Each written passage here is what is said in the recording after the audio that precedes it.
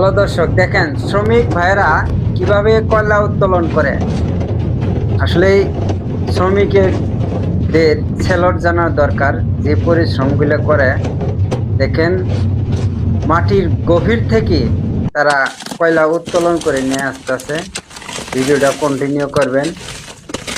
যদি কয়লা উত্তোলন করতে মাটিগুলো খুদে নিয়ে যদি একটা চাপা তাদের উপর পড়ে, সঙ্গে সঙ্গে তাদের মৃত্যু অবধারিত। দেখেন, নিজের জীবনে ঝুঁকি নিয়ে কাজগুলো করতেছে। সবাই ভিডিওটা শেয়ার করে দেখার সুযোগ করে দিবেন।